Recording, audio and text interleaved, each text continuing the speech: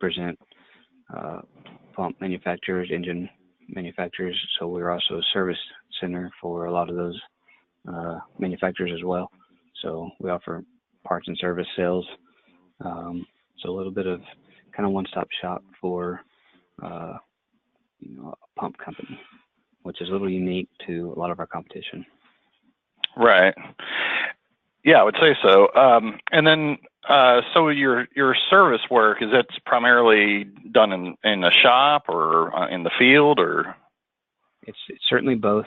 I would say primarily shop maintenance on equipment, but certainly we have a service truck, simply one service truck per location that does field service upon request of the customer. Okay, gotcha. All right. And then what are you guys using now to manage your business? So we kind of getting situated as we're talking here. Kind of just rolled in about 10 minutes ago into the office. So I want to make sure that phone was off. Sorry about that. So no problem. Currently we use a software called Visual Pro. You familiar with that at all? I've heard of it. I'm not real familiar with it, but I have heard of it. So it's very antiquated, very old, very manual. We have, one go-to guy that pretty much writes the program, edits the program as we need, kind of along the way. So it's very, very maddening. But again, we're a small private company. It's worked. It fits our needs. It does what we need. It's just it's very, very, very old technology. Okay, is it a green screen system, or is it Windows based? Yeah. Or? No, definitely not Windows based by any means at all whatsoever. Gotcha. I'm not even sure if it's ever heard of Windows.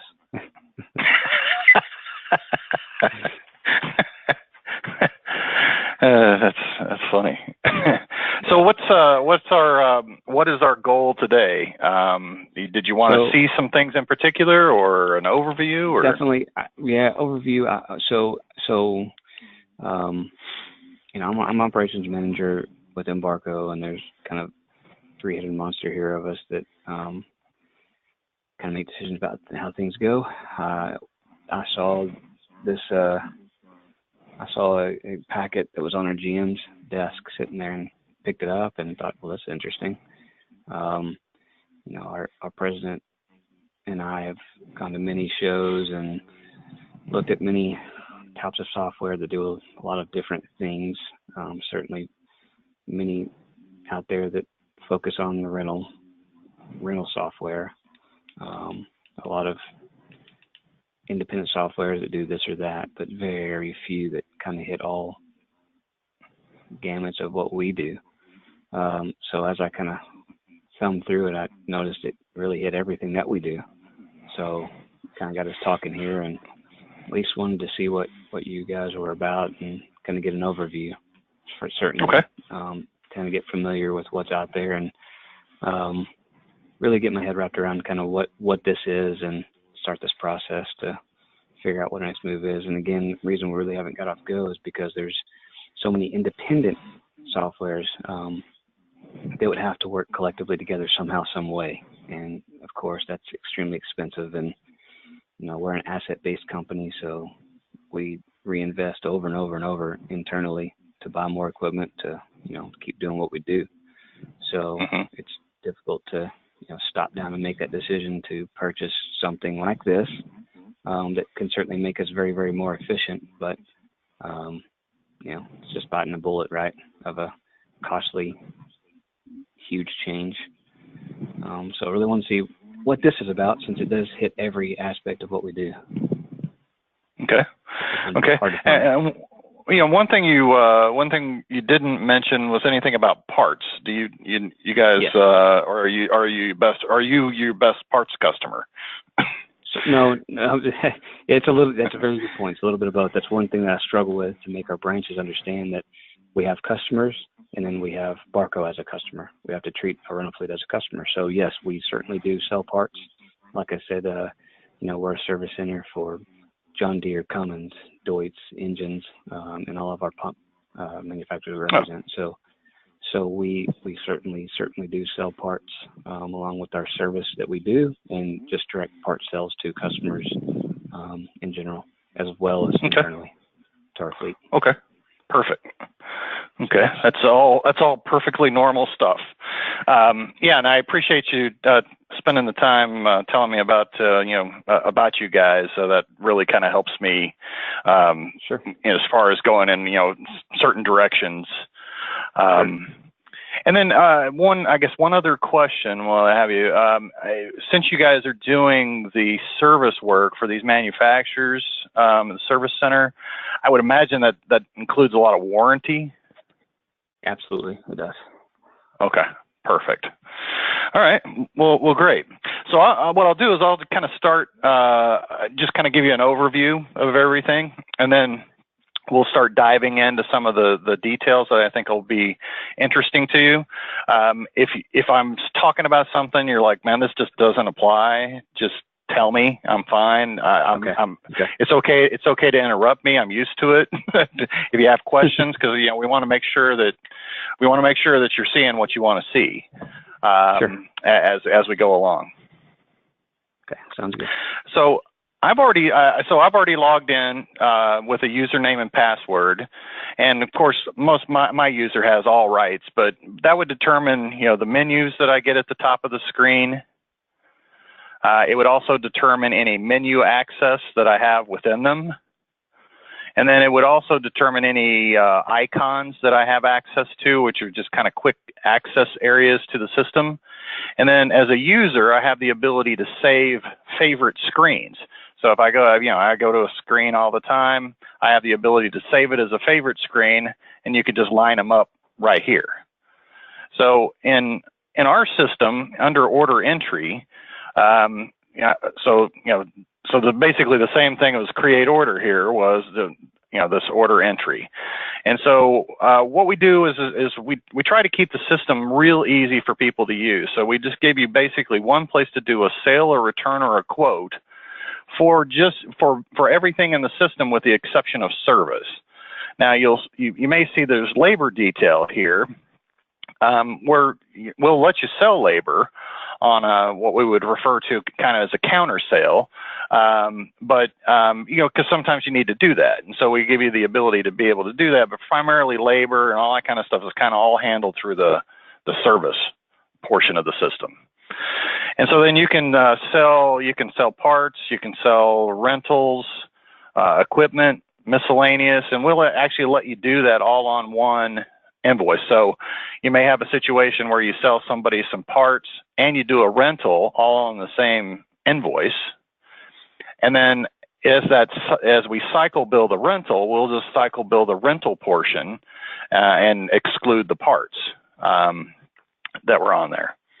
So anything that has to do with orders, rentals, rental updates, pickups, rent return, cycle billing, reports about rental, any of that kind of stuff is all handled through the order entry menu. And then we also have a cash drawer system, which acts like a cash register, basically, that allows you to process credit cards, and keeps track of cash and all that kind of stuff, directly from the system. We tokenize the credit cards, so you never have the credit card number in the system itself. It's actually in a token, and then we also pass level 3 data to the processor, so that you're guaranteed the best rate for any card that's being presented. So it's and you don't have to do anything additional to do that. Under service, we've got places to open up work order headers and segments and all that kind of jazz, but most people drive everything through the Service Central, which basically is a log of all of the service work that's active. So right now I've got this check down here, so I'm looking at my field jobs, but there's a shop log, And do you guys do any scheduled maintenance for your pumps? Yes, we certainly do. Okay. Yes, absolutely. We've got maintenance schedule of 250 hours per asset. So yes. Okay. Sure. Perfect. Yeah. So we manage PMs or scheduled maintenance, and so this would be a log of all of the PMs that are open right now, and then you can also keep track of quotes. And then we have possibly. Okay. So I'm not seeing what you're saying at all.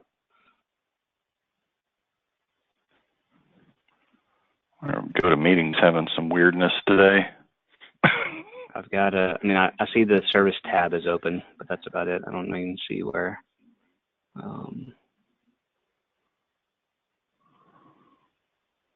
Maintenance schedules or anything like. I'm trying to read the tabs.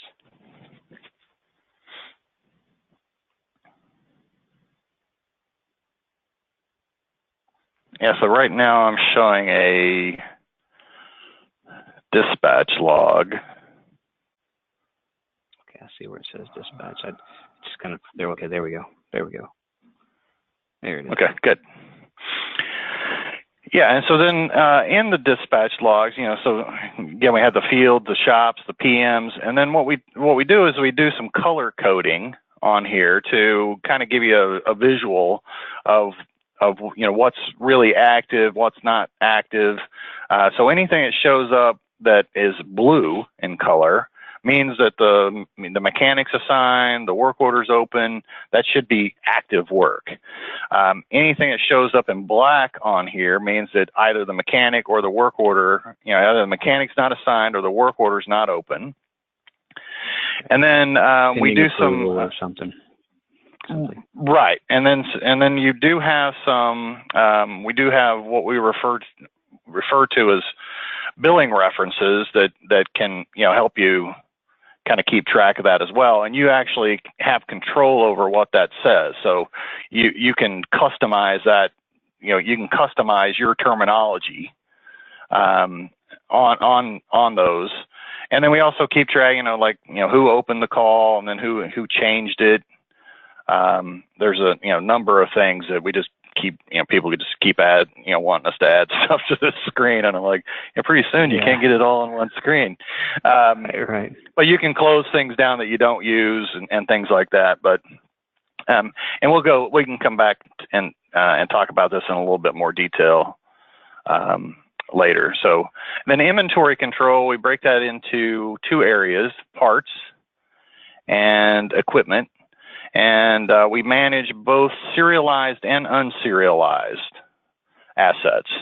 So, I would imagine in your world, you've probably got some hoses and things like that you kind of want to keep track of, but but they're not really serialized. No assets, right. Yeah, so we just kind of keep track of those almost like a part. But it gives you the ability to keep an inventory of them, rent them, and that type of thing. Under accounting, this is where all the general accounting is done: journal entries, standard and recurring entries, the reporting. As part of the initial setup, we'll take your financial statements, provided that you're happy with them, that you're happy with what you have. We'll just recreate those in our system. If you're not happy with them, it's a really good time to get happy with them. So that'd be a real good time to do especially because we can actually when we convert the data, we can convert the data so when you're doing this year versus last year, we can convert the data so you have something meaningful in that when you're looking at your new financial statements. Because we'll just, these old items are actually now in these accounts and things like that. So, and then accounts payable. This is vendor master. This is where you process vendor payments, things like that. Purchasing. This handles all of the purchasing inside of a dealership, with the exception of the parts, which is all handled through the parts inventory menu. on the purchase orders here, we have general purchase orders, equipment purchase orders, and also shop job purchase orders. So we tie that to a work order and a segment of a work order, and we'll prevent you from closing it unless until it's been received. And then on equipment purchase orders, our best practice would to recommend to you to set up the asset at the time of the purchase order, and then it goes in the system in an ordered status. When you receive it, it becomes available unless you've already sold it, and it just progresses from there. So that goes hand in hand with inventory control, parts inventory. Is that true? Are they independent? All of this, all of this is all one. We don't have any modules. So this is all one software. Okay. You use as much or as little of it as you need. Okay. Perfect. Credit. So it's all integrated, I guess, if you will. Yep. Everything's fully integrated, real time. So as soon as you invoice something, all the inventory, all the accounting, everything's all been updated. Okay. Credit, this is the AR portion, basically. So your customer master, your aging reports, statements, things like that. Of course, you can automatically email invoices to customers, statements as well. So those all can happen. And then marketing, we've got some sales analysis reports. We can calculate commissions for the salespeople. And then CRM is also contained here, but it also is launched from a icon. And I keep forgetting to set up my group template. Keeps squawking at me. But so there's a CRM built in, into the system, as well as we have a mobile and iOS and Android application that interfaces to this as well. So they can use it on a tablet or a phone or whatever. Control files. This is where we basically set the system up to, when you sell a part from this manufacturer to this type of customer, this is how it's going to be priced and how we're going to account for it. So obviously most people wouldn't have this particular menu, but this is how so we, all we deal with is, equipment distributors, so, we've got construction equipment, lift truck, pumps, generators, and then our control files basically allow us to set it up so it works for each one of those different types of companies. And so we have, start with dealer controls, branch controls, manufacturer controls, and just, keep working on from there. And that's what we as again, part of the initial setup, we'll handle all that control file stuff. And then we even, as a finish to the installation, basically, is a follow-up visit to make sure that everything got accounted for right and the financials all look good, and that's kind of the ending point to our implementations. Okay. Administration, user management is contained here. We've got a ability for people to be able to extract data from the system, which is probably something that's difficult for you to do today. But you can give users access to tables. Once they have access to the table, they can query it for information. So they can, this is like, for instance, this is our serve sched, which has basically all the stuff there is for that dispatch system that we saw. So it gives you, the ability to go in, and then you've got keys, so you can filter on, customers, call numbers, whatever you're trying to do. And then you can also filter on an individual record for data. And once you have it, once you have a query built, you can save it and then export it to Excel. So I've got an easier one here.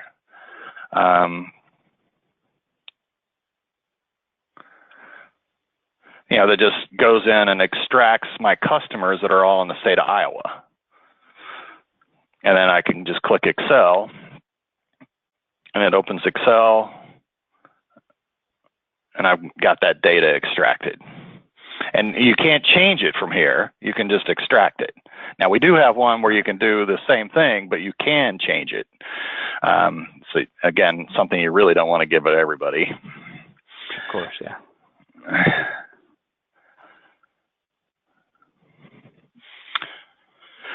Okay, and obviously we can get several open windows, and so we manage those down here, so you can just use those to click back and get to the different areas that you already have open. And that's a few other things. We do have if you want to use it, we have a call scheduler. It's referred to as, but basically it's a calendaring system that is primarily used for technicians. So you can keep track of, where they've got calls, and, when you scroll over, it's got color coding for shop, field, PM, whether they're out or not, and then we mark them gray as they get completed. Okay. But you can, and you can just, you can go out or in. So you just can, kind of view that on a calendar. And so this is the employee view, but then there's calls, and so just depending on how you want to see it. Okay. And that also can be changed from the dispatch system as well. The warranty tracking system, basically this is a way for you to be able to keep track of the warranty submissions that you make. And then what so basically you'd have, what your cost, what your invoice was, what you claimed, what you received, and what you've recovered or not recovered. You can make multiple submissions. If the manufacturer has the ability to have the data sent to them electronically, we can do that. And then on the detail screen, this would be this is what actually came from the work order. So these would be the charges from the work order, whether you claimed it or not, and then any notes also. And so there's notes that came from the work order, customer complaint, cause failure, corrective action. And then we give you the ability to set up the different warranties that each manufacturer would have. So you've got their coding for failure codes and components codes and all that kind of stuff. So when you submit it electronically, that can all go along with it. Okay. Do you have your own trucks for transportation, or do you? We certainly okay. We do. Internal and external. Okay, perfect. So we have a transportation system that allows you to track, basically kind of like the dispatch log of all the things that need to be picked up or delivered or transferred between branches. If you do a unit exchange in rental, for instance, we put in a pickup and a delivery into this log. So you've got ones that are dispatched, ones that are not dispatched, ones that are dispatched, and then as they get completed, they go to history. The person who manages the transportation can say, this is a drop down you guys would have control over, so you could see, whether it's a company truck or not, or an outside hauler. And then if it's one of your trucks, which truck ID. You can put special instructions in here. This stuff comes from the order itself. And then you can get a map to the customer's location. Let's say you have a rental order that was returned, an open rental contract per se, was closed out, it's completed. So does that automate into a dispatch? Yeah, so if there's a place for you to indicate it. So you can say, whether you need transportation or not. Okay. And if you do, then it'll log it in here, and then whoever manages the transportation, and then you can print a bill of lading from here too. Excellent. So let's see. I don't have a So what we do is we actually populate a Word template, and so you can design it however you want. You just need to make sure the bookmarks are in the right place. Right. So your logo, and you can put legalese on it, whatever you want to put on, whatever you need to put on it, and then we just, like I say, populate it from the system using those bookmarks. CRM we already talked about. Customer Central. This is a pretty handy tool. So basically, if I load in a customer here, it basically gives you everything there is to know about the customer cross department. So the first thing we see here is a splash screen of what their terms are, their aging information, how they're priced by department, that kind of stuff. And this is about to get replaced by a dashboard, so you wouldn't have to go to each one of these tabs. You would actually see it in a widget. Okay. But so this is, so what we do is we try to customize this based on what the role of the person is. And so if they, if there's somebody who cares about open work orders, this would be checked, right? And then we would indicate on the tab whether there's anything, based on their selections, if there's anything on that tab that is something they would want to see. And that's why some of these are lit up red, because of that. And so these are open work orders. So this is all the customers' open work orders. And from here, we can drill down into it. And we can see what the progress of the job is. This alert comes up because this customer has an alert set up on them. Sure. And you can have alerts set up on equipment, parts, your equipment, your customer's equipment, vendors and customers. There's just several different things that you can do alerting on. And so on all of our invoices, you can see, or all of our work orders, when you do an inquiry, you can see this is the invoice column. You can see what your time and material and your cost was, as well as your gross profit. Yeah, my eyes went straight to that. It's impressive. It's already down in there, gross profit percentage. Yeah, and then if you do like a segment review, then it'll break it out by segment too, so you can see which segment was not profitable and that type of thing. And then if I drill into the details, I've got, I don't have any parts on here, but I do have some labor, no miscellaneous detail, notes, and then internal notes. And so we have notes that go on the invoice, and then we have internal notes that don't go on the invoice but stay with the work order. Yep. Okay. If I care about quotes, same thing. You can drill down and look at the quote. You can convert a quote, a work order quote, to a work order. And we'll just, take all the stuff that you put on the quote, provided the customer wanted all that stuff. Otherwise, you can take it off. Open documents. So this could be open equipment orders, quotes, POs, parts orders. And we give you a quick snapshot of whether everything's received on that order or not. If it is, you can, you can drill down into it. Here's the, get that notification again. And so you go over here, here's our part that's what's on here. And then, everything was shipped, so we could go ahead and invoice this.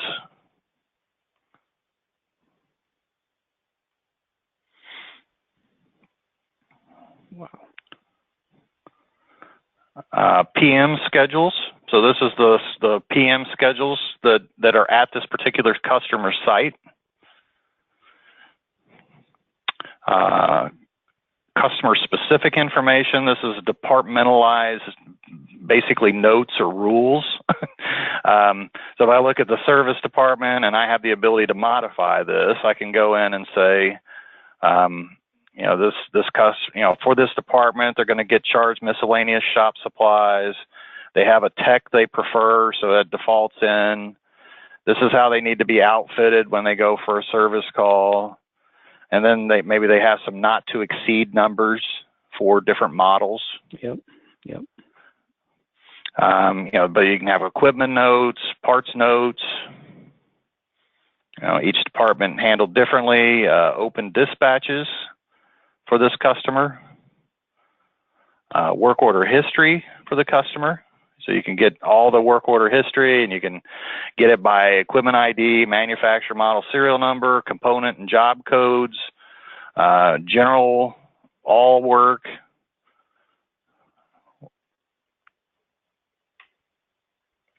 And then we'll just bring in every segment of every work order. And we even see these ones that say SK on them. Mm-hmm. Those are PMs that were skipped, but we still write it to the history. Okay.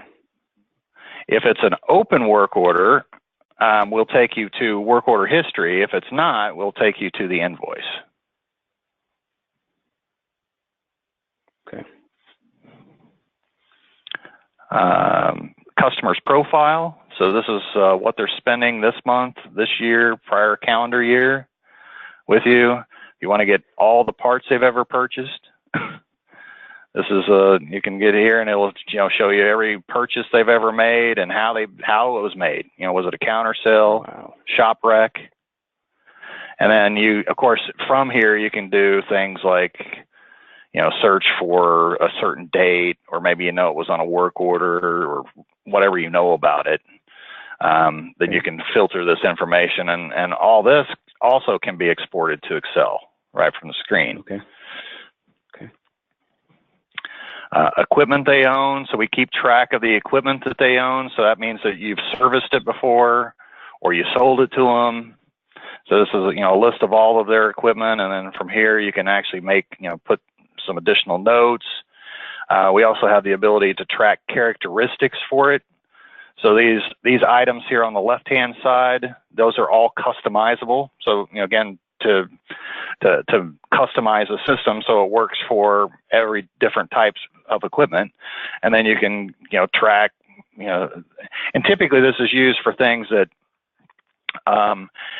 you might service but you didn't sell it.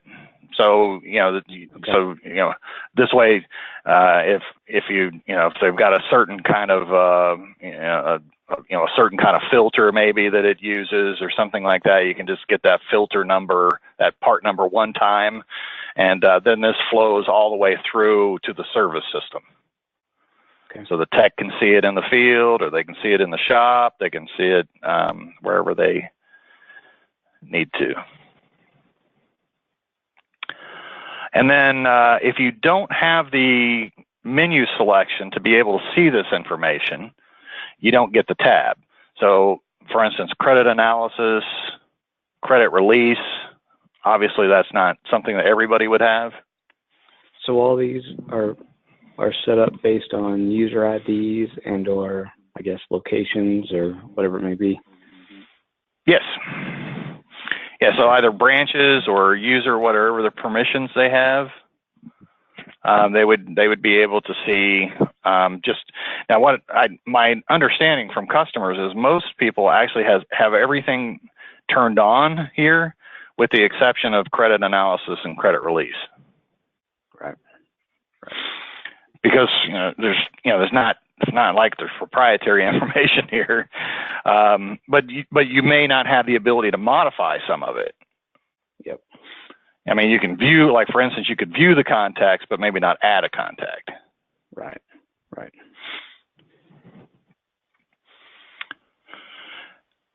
Okay. And then of course we have online help. Sure, go ahead. Can we go back to the order entry a little bit and dive into that? I think. Oh yeah.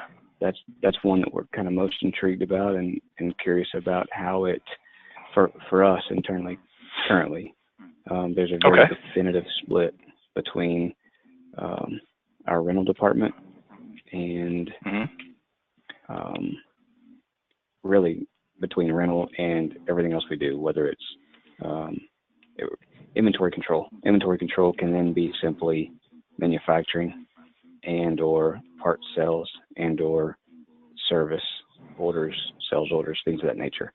So when you say order entry, how integrated is that between departments or of rental equipment, assets, and or parts inventory sales orders? It's all integrated. So the order, for instance, now we can departmentalize this.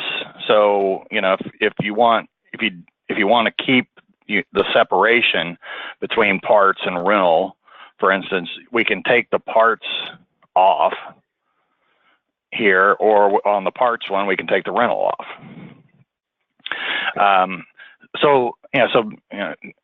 Basically a sale or return or a quote. So we'll just do a sale here, and we'll just use my old buddy, the Schmidt companies here again,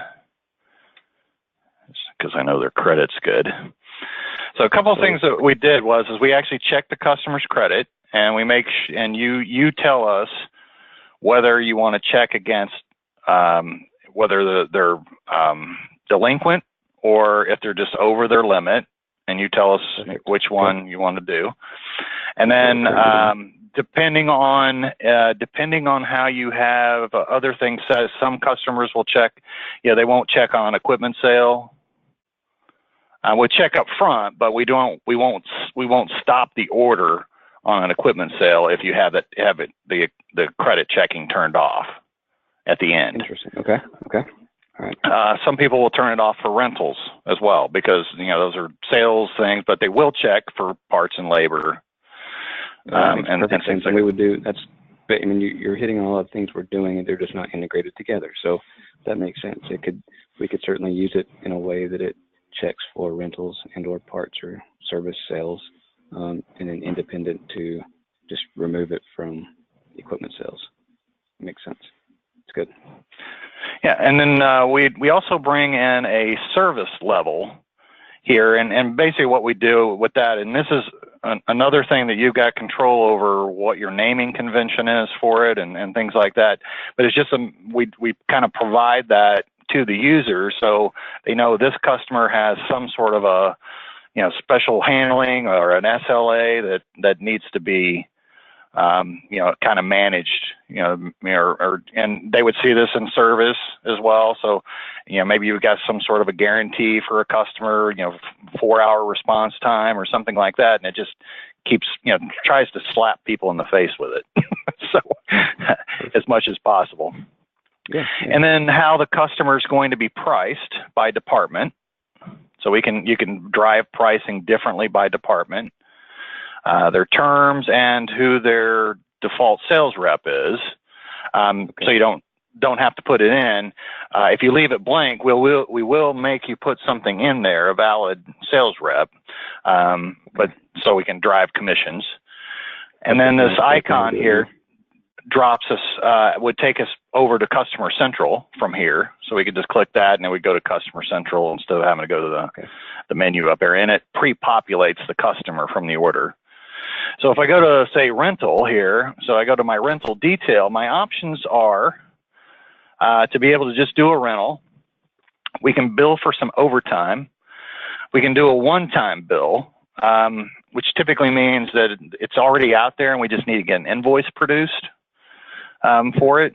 And then you can also track demos, and we can reserve pumps for future rentals. That's excellent. That's the nature of the rental industry, and especially when you're intertwined with manufacturing, you do a lot of that demo, and or when you're in the rental business, you do reserve, and our system just does not allow anything to simply happen except write a contract, and then you run the risk of invoicing, accidentally by not checking it.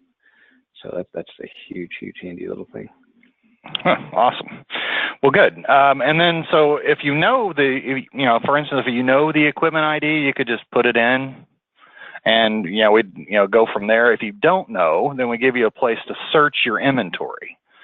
So you can say, maybe I only want to look in this branch for available rental inventory, and then I can look by group, product, manufacturer, model, class, and subclass.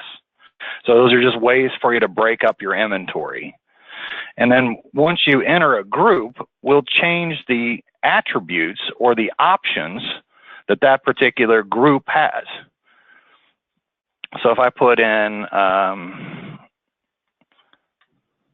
that, so it changed my attributes. So those are the only ones that would be on that particular group. Okay.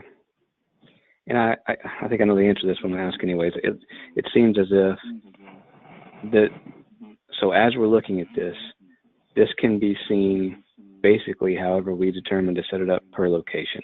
If everyone sees the same screen, yet options can be limited to a location inventory or to a location rental inventory, a location specific parts inventory, whatever it may be. Yeah, we can. Yeah. So let's, for instance, if we wanted to say, we could even say we want to see all branches. Maybe we want to search in this branch, but maybe we don't have it. So then we can add either the other branch or branches to the. I'm not sure. I thought the checkbox did both. I don't know I guess I don't know how that works.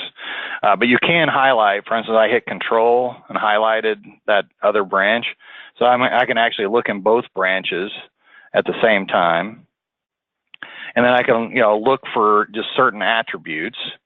And I probably don't. I'll see if I don't have any that. I always forget to put attributes on stuff. Let's try AC. Come on, you're killing me. Okay, available rental inventory. We'll clear our attribute and get something on our screen here. Quit messing around. And so this basically would, so anything that we put in our groups, products, models, and so for instance, if I wanted to, go just that particular group or product, then I just have the one. Perfect. When you could select all, see the inventory real quickly, overview, and then minimize it down if you wanted to, narrow it down. Yep, and then when I scroll over the line, it gives me the rental rates for it. If I double click it, it brings it into my line, and it warns me that it has a reservation, which is expired, apparently. Perfect. And you just say OK, and then it brings in the rental rates. And the rental rates we have control files for those, so you can drive it by group, product, model.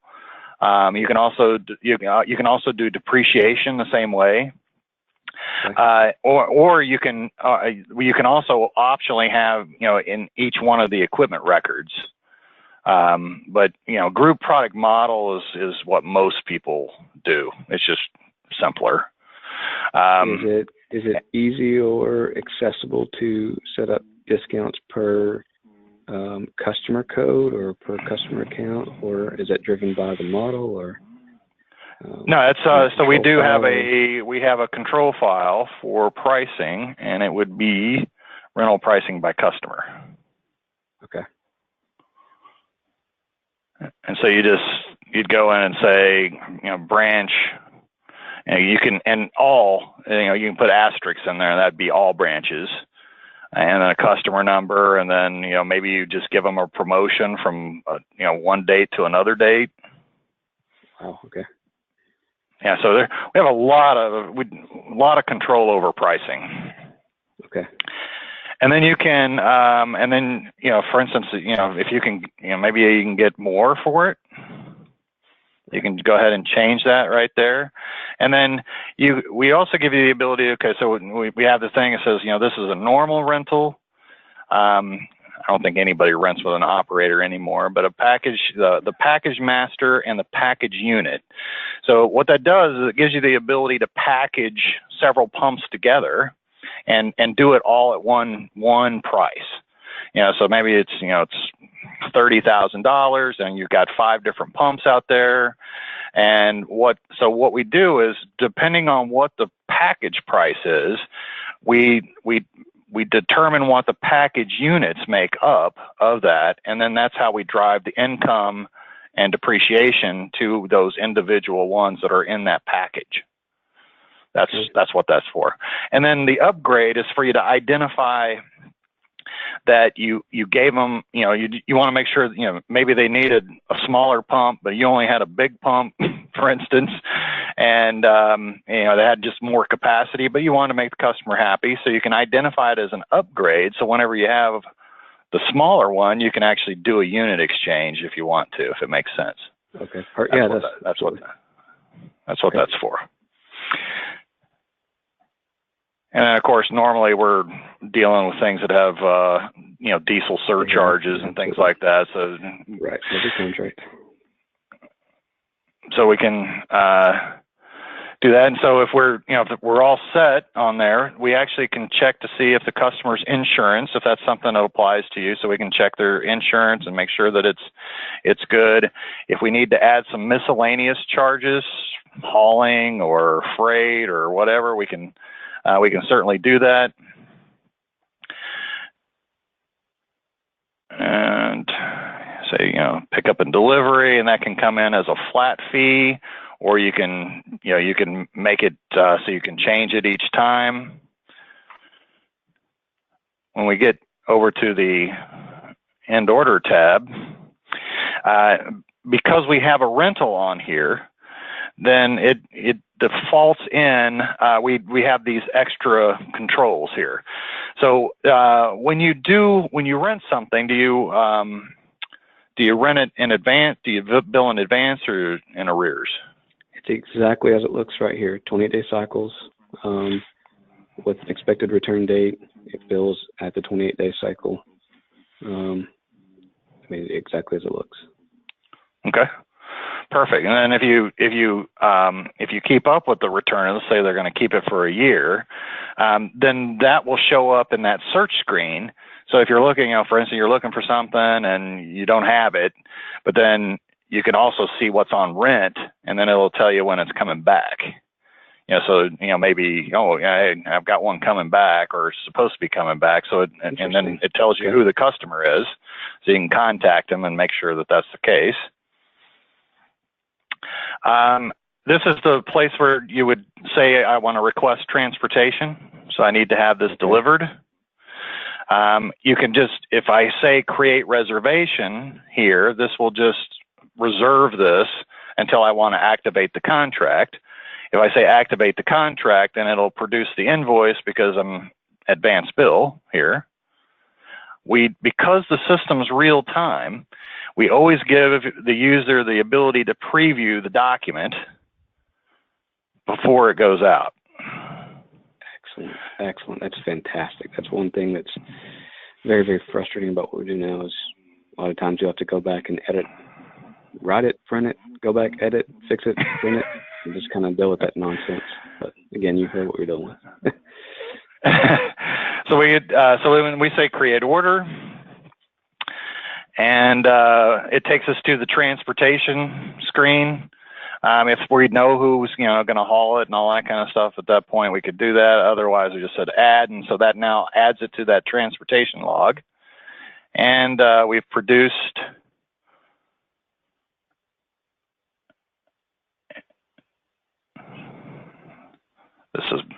I broke this the other day. What that's supposed to do is give you a PDF view of the contract that you can email to a customer and get it signed. But I did an update the other day and broke this, and so I'm waiting for a fix. So this is the invoice, and what we do. So just so you understand, we store just the text portion of the document just for space purposes.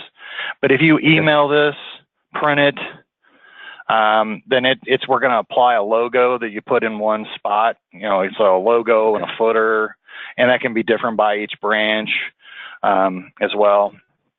And so that's the invoice. Perfect. And this is the rental order. And so if the PDF actually kind of replaces this, but this still is where you sign it. You read all the stuff that's on the back, but the PDFs kind of replace this now. So then so we saw the expected return date, 28-day cycle drives that invoice cycle. how does the invoicing process work? Is it automated? How is it done? So you do for a cycle bill. So we produce the invoice, but if you want to produce an addition, for cycle billing, you just go in here and say, I want to do this branch to this branch, and you just give it a through date, and we'll cycle bill everything since the last time you ran it. So if you run it every day, it'll pick up anything, or once a week. We just put that check dates carefully because we've had people cycle bill, for a year. Right. And we had to go reverse it all out, but yeah, not good. Which is no, yeah. So it seems, again though, this seems like this is manually requested, or does it auto populate invoices based on the cycle dates? Based on the cycle dates. So okay. No, you all you have to say is okay to this, and then it'll go cycle bill everything that was since the last time. Right. Open contract or that's been closed. Well, when you close it out, when the rental return, you would have got it in an invoice too, or a credit, depending on. So it auto-populates right then and there. Yep. So it's actually going out and it's running the invoices, and so when it's done here, we can go back to document display and we can see all the invoices that were created. So it's just running in the background.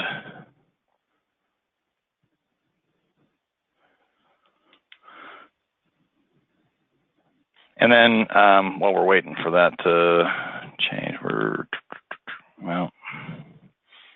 so now on our equipment search, if we look on rent,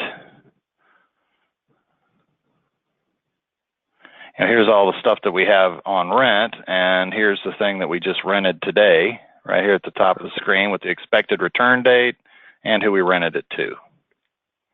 Okay. And then if we drill into it, we can actually see what this is the equipment master, basically is what we're looking at. So it has the ability for you to have images for it.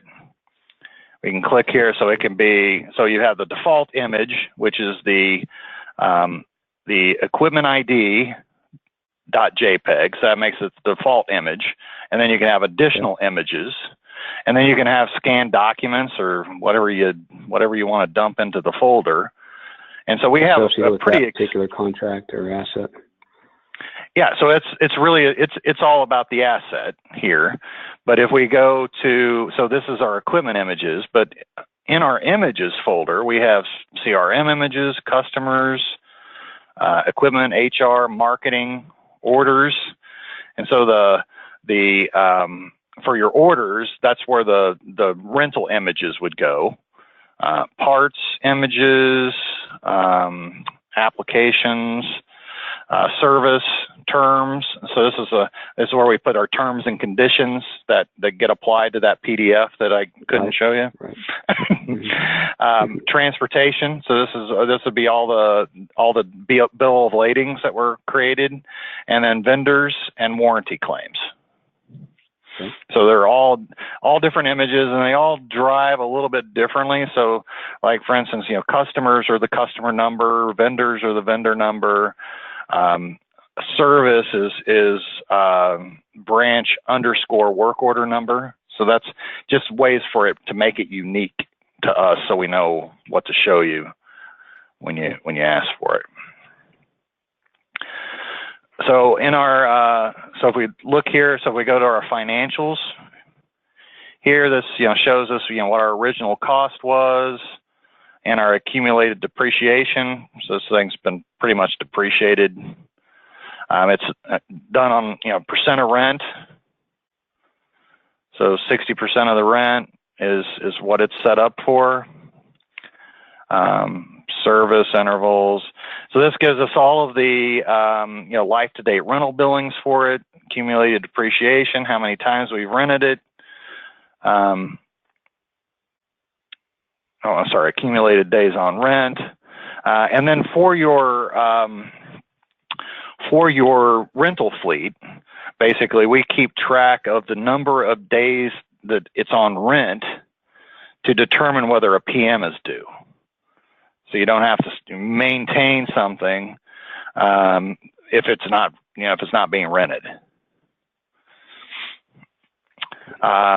And then this is, reservations that were set up. This is it's on rent, his customer that has it, and the rental information. On the details screen, this is where we track everything that happens to it. So anything that is labeled a 1 through 6 are all book value. Then we also track A through I, which would be, repairs, income, warranty, billed, and received. So if I wanted to get all of the rental contracts,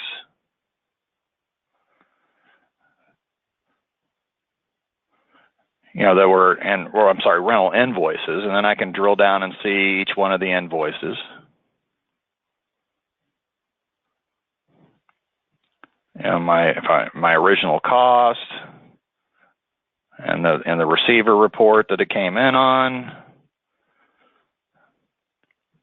Freight, write-downs, additions, repairs. That'd be capitalized repairs. The A here is expense repairs. Okay. Warranty, billed and received, billed repairs, principal and interest. So we track all of that as well. And all of that just flows into here from normal course of business. So you get a freight bill that comes in through AP, you voucher it in, and you tell us what equipment ID it goes to. And then that's how we know where to go drive the detail. You can have notes about the, go ahead. Where was that asset? Where is this asset information driven from again? Where do you even find the asset? That was, so we're just off of that contract, I guess, huh? The open contract. Yeah, so we got there we got here from the search screen. Okay, right, from the search screen of the open contracts. Right. So these are all on the status of on rent. Interesting. So then I have to imagine there's an independent file somewhere for assets, just like we were looking at asset detail. Is there something like that? Yeah, so we stored in our equipment. We have a couple tables: the equip, and then equip detail. Okay. And what we do is we kind of merge those all together here. And so I'm looking if I can even show the book value of each one of these if I want to. I just didn't do it as default, but then it can go and calculate the book value on each one of these. So you can see that on the screen too if you want. Right. But yeah, so we have in here, you can get not sold, available, on rent, reserve, demo, maintenance status, sold status, pickup, ordered, or transfer status. And then we have different inventories. So we've got rent, new, used, or fixed asset.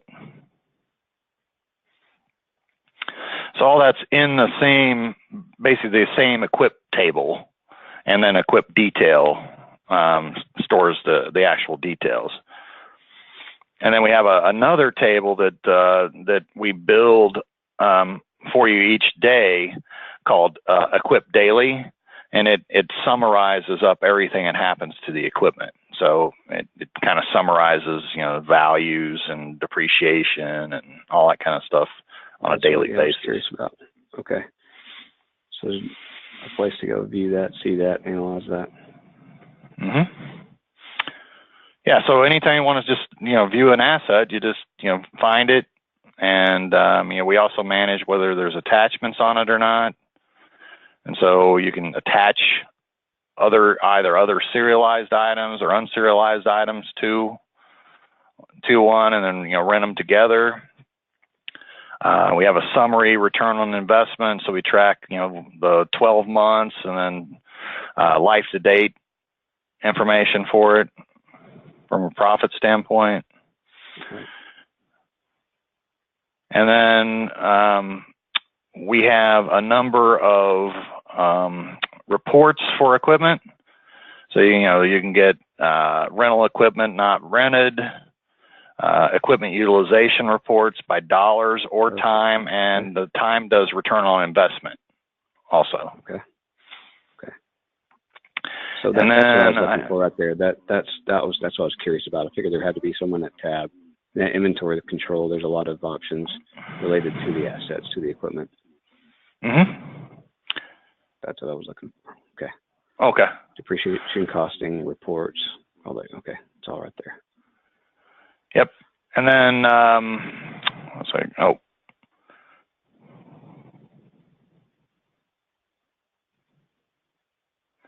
So here's all the, that we did that rental billing. Here's all the invoices that were produced. Okay. Right there. So it just goes out and produces the invoice, and it'll tell you on it.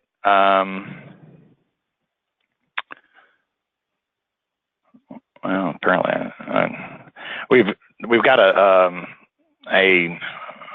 must not have the option set or something. Yeah, there's an option set that says, this is invoice one of how many.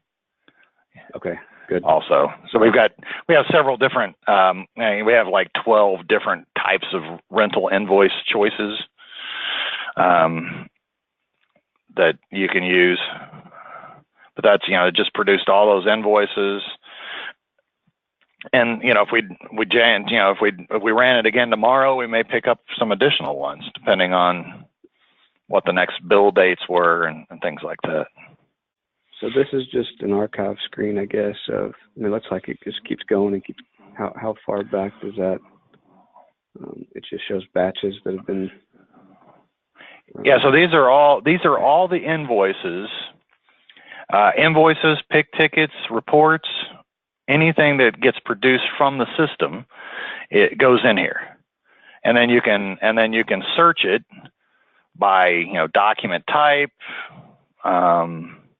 customer, whatever you're trying. So maybe you're trying to maybe you've got a customer that wants all their invoices for a month. You could do that. So you could go find all the images for the customer. You can sort them by, create it by dates, and then email them all to them. Because once you bring one up here, you have the option to save it, reprint it, email it, export it to Word, copy and paste stuff out of it.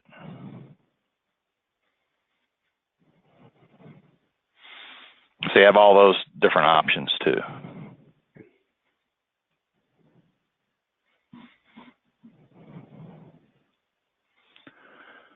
I'm just getting some screens closed here. I got a ton of them open. Any other specific items you want on? I don't think so. Not off the top of my head. I think what I wanted to see, what I like is integration together. I think there's going to be more questions along the way as I kind of digest some of this, but it's a lot of information, a lot of cross-reference information. It seems like if you want to know a piece of information, there's a lot of different areas to locate it. So that's handy, but a little cumbersome too. I think about the training aspect. I deal with a lot of the branches, teaching them how to use our system, operate, and just kind of flow of business. And it's very, very difficult to teach them our current system because it's so simple. It can be, as cumbersome too when you have too much information. Well, we did a lot of jumping around too. So yeah, we definitely did. So it's a hard thing. So that may have made it seem a little more complicated than it is. Yeah. So another question, I guess, is I guess I'm trying to. It makes it a little complicated to see this and digest this when you're comparing it to something so drastically different. But help me understand from a branch perspective. I guess user viewability is going to be, I would have to imagine, pretty similar from branch to branch, location to location. Am I right? Are they going to kind of look the same as we're seeing it, just different different options, different tabs based on those IDs? Yeah, so in the user management, it's pretty, but you're right. I mean, so like for instance, a parts guy in branch 1 and a parts guy in branch 2 probably would have most of the same access, right? And we even give you the ability to clone users. So you can set up a user, and so if I said user management and say add, the first thing it asks me, do you want to clone a user that's already set up? Excellent. Okay. But so basically, that controls the menu access. Perfect. There you go. So it's all auto-populated, and then you just determine which controls you have. Right. And then we have an audit control too, so you can say, something's happening in the system, and you want to find out what users have access to those different items. Then you can go and do a user audit. So if you want to, maybe you got a parts that got deleted or changed or something, and you can go and say, okay, show me all the users that have changed or delete. But so you can, for instance, you can just, for like a parts master, you can just give them inquire capability. Right. Or it seems as if I run into a lot, don't realize what some users have access to and others don't until you're working through some things with them and realize, why do you have access to that? Didn't know that was even on your user ID. And it seems like it's very quick and easy to change and edit from here. Yep. Yeah, it is. It's very simple. And then, so that's the menu access items. And then when you get down a little further here, this is where we control icon access. So that's, warranty tracking system, transportation, customer central. Okay. And then some of those we control with a, whether you have a menu selection or not, because like dispatch is a menu selection, CRM is a menu selection, so we don't have to put it in the tree, basically. Right. And you mentioned a parts guy. I mean, a parts guy you could cut 50% of those options out of there from the tabs and the. Yeah, he may only need order entry and inventory control parts. Right. Perfect. Okay, that's kind of what I'm getting at. Good. Very, very customizable then. Yeah, and so that kind of takes some of the complexity away, also. Very much so. And then on this left-hand side, this is a grid of variables, and so we have there's a global set of these, and then the user variables override the global. So, maybe they log into a third-party system, and that we have to have a username and password to pass to it. Or this particular user always works in the same branch, so they don't have to key in the branch. We just default it in. Oh, okay, perfect. Okay, these are the kind of things I'm looking for. Right. Good. Yeah, when they send an email, how they log into the server, those types of things, and this gets what this does. It gets even more granular than the menu, or the system works a certain way. User. Yeah. Yep. Yeah, and again, this will and then. Scripts. This is we didn't really talk about that too much, but these are places for us to be able to give, for instance, maybe you guys need a custom screen for something, and this is how we give you a custom screen, or maybe it's ways for you to send parts orders electronically to your manufacturer. So instead of putting it on the menu, we just give you a place to access the screen. Excellent. Okay. And then you just give it, in this case, they all pretty much work the same. You give us a branch and the PO number that you created, and then maybe maybe you got to give us some additional information the manufacturer needs, and you hit build order, and depending on how we either send that as XML to the manufacturer, or we create a file that you can browse and upload into their website. Just depends on what the capability of the manufacturer is. So this is how you give them access to that, and then that table reader that we talked about really early on. This is how you give them access to the tables. And then we give you a view of the favorites they have saved. Okay. So you can delete them for them, I guess, if you need to. Right. So yeah, I mean, you can customize that thing down to, that they get only what they need. And, that makes it simpler to use. Yeah, very much so. It kind of weeds out all the, I wanted to see the overview. It's exactly what I asked for, I guess, right? But right. It also allows you to see, the user control, which is good. Okay. Like it. And that's a lot to digest. Yeah, I mean, we covered a lot. We really did. And I appreciate that very much. Wanted to see what this thing could do, and compare it as much as I could to what we're using. And I think we did that. I think we integration is the biggest factor. I don't know. I'm not a software guy. I don't know why integration among different departments is so difficult for software companies that exist. It's not common, so it's nice to see that. Yeah, I mean, this is the way we've always been. We've been doing this for a long time, over 50 years. So we had a green screen system at one time too. So actually several. Couple of batch ones and a real time one and now Windows. Yeah. Just in it's everybody every day deals with Windows based systems, right? I mean, it's almost human nature now. So we're so against the grain teaching what we currently use and do. It's kind of comical.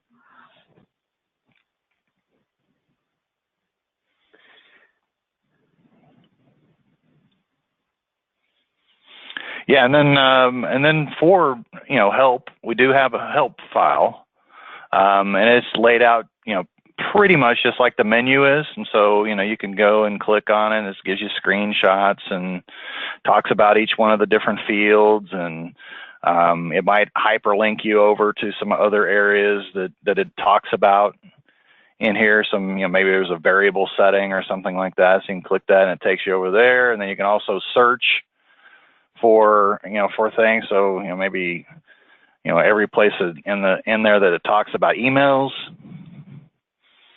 it brings you takes you to each one of those places where emailing might be a possibility, and it highlights on the screen where it mentions emails. Yeah, perfect. That's extremely helpful. Yeah, and it's just right there online anytime somebody wants to access it. Perfect. I've created my own notebook of notes to kind of teach what we do currently, so that's helpful.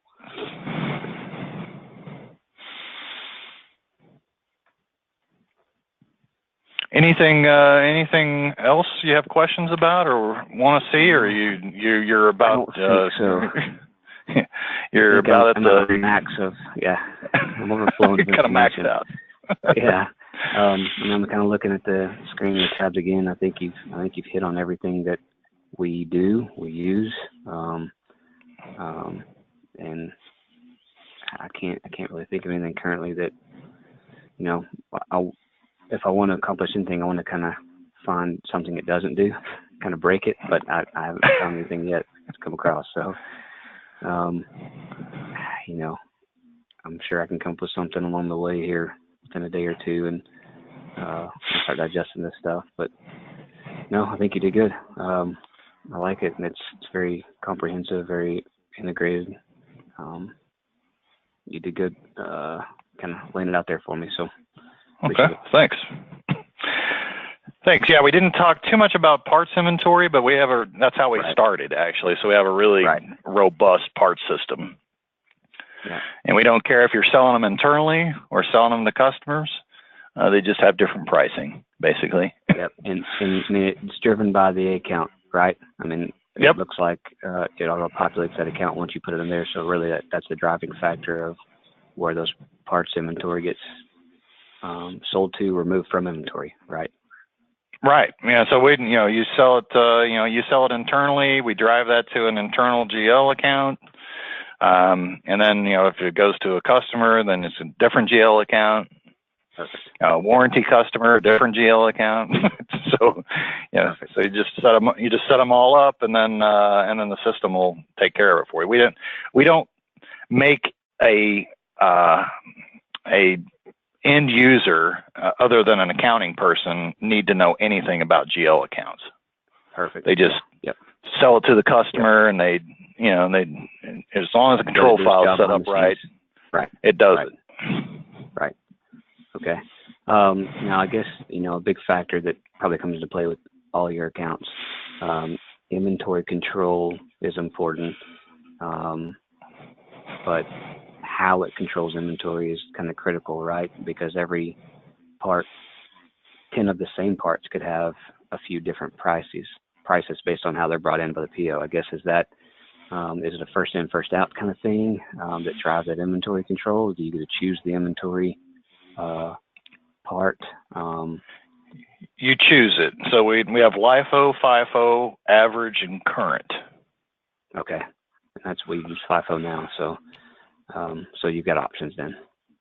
Yep, you can use any of those that you want, and then we also have to facilitate things that you may need to, where the cost changes on you, like maybe maybe you're purchasing it from a dealer down the street or something like that. Sure.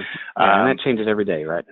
And you don't know what never know what the cost is, because you're not getting a price file from them, right? And so we call it a cost plus manufacturer, basically, or a vendor. And so when you sell it, we ask you what the cost is. You plug the cost in, and it marks it up based on what your sell rate is. Okay, perfect. And that, we think everybody's run into that this year. That's inventory controls have been down. Economy kind of rose faster than inventory rose. So you try to buy from one vendor and they run out, you buy from the next vendor, but pricing certainly is going to be different. So that changes it certainly has an effect on that FIFO if that's what you're using. So that's why. Yep, sure does. Okay, so there's options there. So that's good. That's good. Yep. No, I think you've hit everything that I can think of for sure. So. Well, thanks for your time today. Hopefully it was your daughter that had the cast. Yeah, I think she's a soccer player. She's just 10, but she's a soccer player, and she's been in a soft cast for a couple of weeks, and got the hard cast on today. Broke her wrist in a soccer game a few weeks ago. But she's doing good. Yeah, my daughter plays too. So okay. I just got back. Okay. I was just in Dallas for a soccer tournament over the Thanksgiving weekend. Oh, really? I'd have much rather had 4 days off, but. How old is she? She is 15. Who does she play for? She plays for the Dynamo Dash Club. Okay. Used to be Rush. Okay. Yeah, it was Rush up until this year. Now it's part of the Dynamo, the MLS clubs. Right. And then she also plays for the Woodland Soccer high school team too. Oh, okay. It's amazing how, especially at her age, I mean, she's right in the middle of, I guess is she freshman maybe in high school? Sophomore. Right? Sophomore? Yeah, it's brutal. Yep. It's brutal. We were at dinner just the other night, and our server was she had played soccer growing up, told us she had about 32 broken bones along the way or something like that. It's like, Wow. People on the outside don't realize how brutal soccer can be. It's a rough sport. It's a contact sport. For some reason. It is. It's a contact sport, without a doubt. Definitely. Yeah, I mean, luckily, she had a pretty bad sprained ankle, but nothing broken yet. But good. There's always time. Yeah, right. There's always the next practice again. Yeah, I mean, several of her teammates have had concussions and broken bones and things, but she's been pretty lucky. Yeah, we've heard they've taken. I don't know how far up the ranks it's gone or what's going on, but I've heard. I think in high school they've taken the headers away just due to concussions.